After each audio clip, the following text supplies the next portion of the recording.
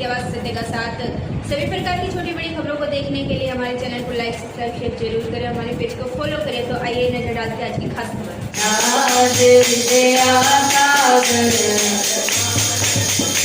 आपने जान में लगाई सकल रमरात में जोत जगाई, आपने जान में लगाई सकल रमरात में जोत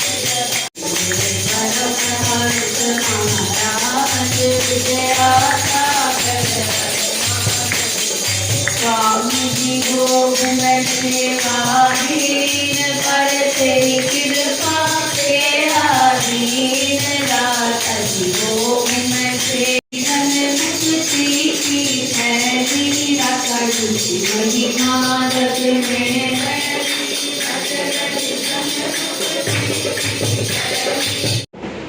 कर्म फल को त्यागकर ही बुद्धि युक्त ज्ञानी पुरुष जन्म बंधन से हटकर मोक्ष को प्राप्त होते हैं। जब तुम्हारी बुद्धि मोह बनकर बाहर निकल जाएगी, तब तुम्हारा मन आगे आने वाली तथा हुई बातों से विरक्त हो जाएगा। अनेक श्रुति स्मृतियों के वचन को सुनने से तुम्हारी बुद्धि भ्रमित हो गई है। जिस समय वो निश्चल होकर आत्मा में स्थित होगी, तभी तुमको तत्व ज्ञान प्राप्त होगा। अर्जुन ने पूछा, हे केशव, आप स्वरूप में निश्चल बुद्धि वाला किसको कह रहे हो? उसके लक्षण क्या है? श्री कृष्ण बोले, हे अर्जुन, जो महापुरुष मन की सब कामनाओं को त्याग देता है, अपने आप में प्रसन्न रहता है, उसको निश्चल बुद्धि कहते हैं। दुख में किसके मन को खेद नहीं होता और सुख में किसको आसक्ति नहीं होती, और प्रीति भय क्रोध किसके जाते रहते हैं, वो महात्मा स्थिर बुद्धि वाला मुनि कहलाता है। जो शुभ पदार्थ प्राप्त होने से हर्ष नहीं करता, अशुभ से अप्रसन्न नहीं होता, उसी को स्थिर बुद्धि जानना चाहिए।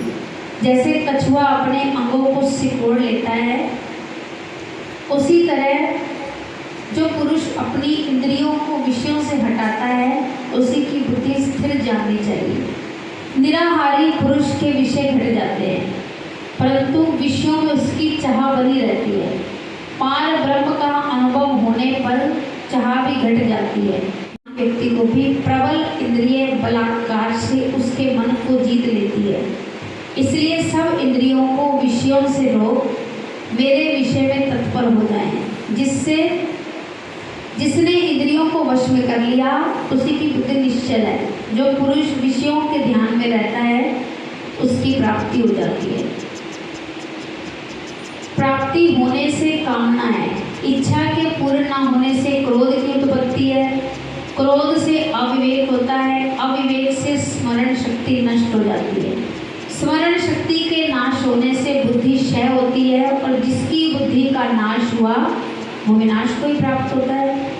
जो पुरुष राग द्वेष से रहित हो, अपने मन को वश में रखता है, वो शांति को प्राप्त होता है। शांति मिलने पर सब दुखों का नाश हो जाता है। प्रसन्न चित्त वाले की बुद्धि निश्चल होती है। जो पुरुष योग युक्त नहीं है, उसकी निश्चल बुद्धि उत्पन्न नहीं होती, ईश्वर में भावना नहीं होती, कामना के ना होने से शांति भी प्राप्त नहीं होती। अशांत को सुख कहाँ से मिलेगा? जैसे वायु नाव को जल में खींच ले जाती है, वाले को शांति नहीं मिलती। जो सब कामनाओं को छोड़कर इच्छा रहित विचरता है, ममता अहंकार जिसमें नहीं है, वो शांति को प्राप्त होता है। ये बाहरी स्थिति यही है। ऐसी स्थिति मिल जाने पर मोह में नहीं फंसता और अंत समय। नमस्कार, मैं सीता सिंह और आप देख रहे हैं स्टेशन 24 सत्य की आवाज़ सत्य का साथ।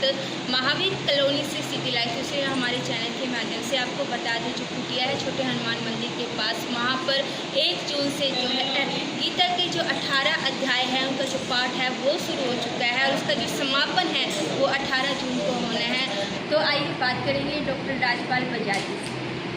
नमस्कार सर, स्वागत है आपका हमारे चैनल में। नमस्कार जी सर, एक तो पहले आपका परिचय जानना चाहेंगे। मेरा नाम doctor Rajpal Bajaj, doctor Rajpal, Mahavir colony Ladwa. मैं यहाँ आश्रम से बोल रहा हूँ और इसका नाम है श्री अद्वैत स्वरूप अनंत आश्रम, कुटिया के नाम से ये लाडवा में छोटे हनुमान मंदिर के पास है। और यहाँ पर 1 जून दिन रविवार को एक उसका श्रीमद् भागवत गीता का 18 अध्यायों का पाठ आरंभ हुआ है और उसका भोग 18 जून को सुबह डाला जाएगा। और 18 दिन सुबह 5:45 से 6:15 बजे तक ये पाठ होता है। और सब संगत भाई बहनें बच्चे सभी बढ़ चढ़ कर भाग लेते हैं इसमें। और कथा व्यास संत पावनपुरी जी इस कथा को श्रवण करते हैं, सुनाते हैं और संगत उसका श्रवण करती है। और बड़ा उत्साह होता है संगत में और सभी भक्तों में बड़े अच्छे विचार मिलते हैं और बड़ा अच्छा प्रोग्राम होता है सुबह और मन लगता है सुबह।